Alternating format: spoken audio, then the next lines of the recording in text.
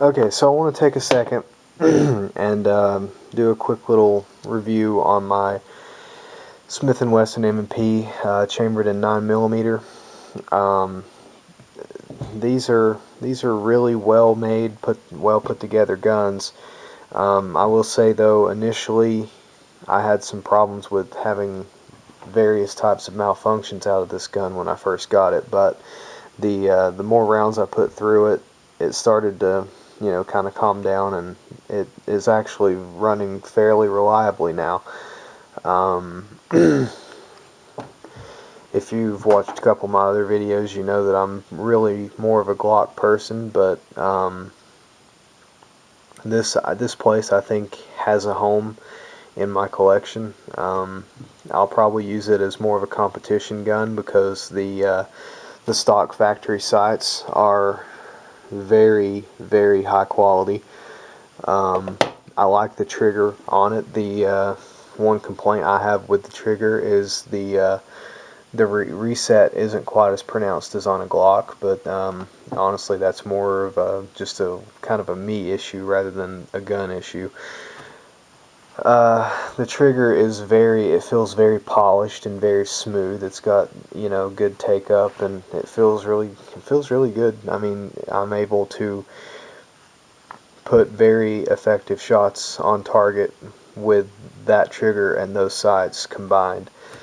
The grip angle is a little bit more 1911-esque than what I typically prefer.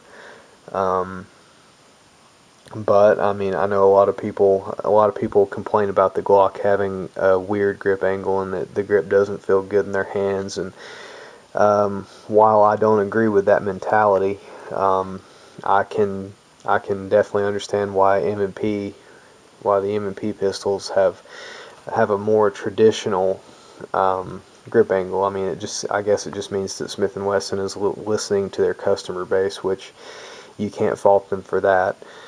Um, Design-wise, I think it's pretty identical internally to a Glock. There are a couple minor differences, but um, really not enough to write home about.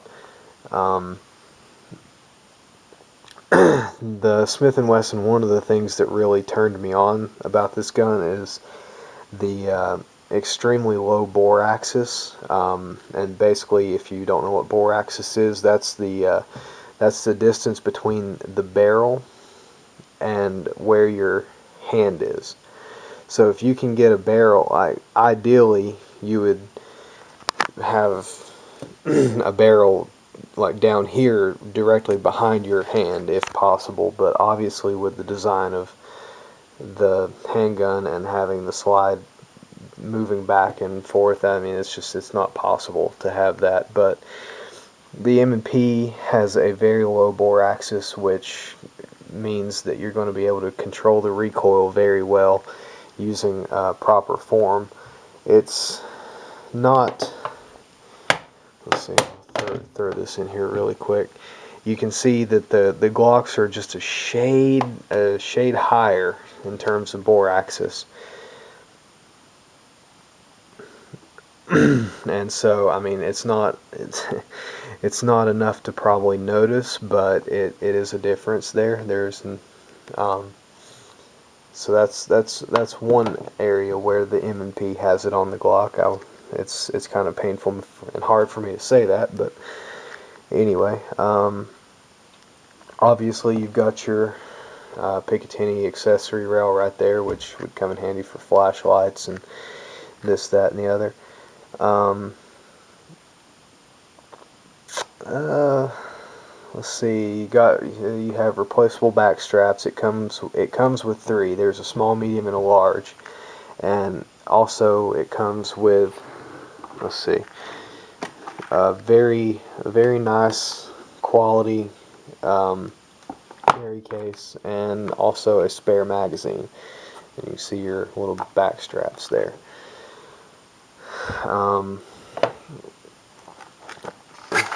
Basically, I've seen these going from anywhere from um, $550 on up to $600. So they're the same price as a Glock, if not a little bit, maybe a little bit more expensive depending on where you get them.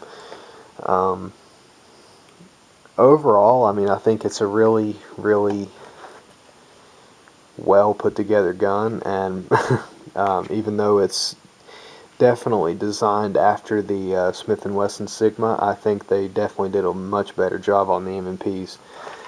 So I don't think there's much more to say about this gun. If you guys have any questions, just feel free to ask. I'll do my best to answer them. Yeah, that's about it. I'll catch you guys later.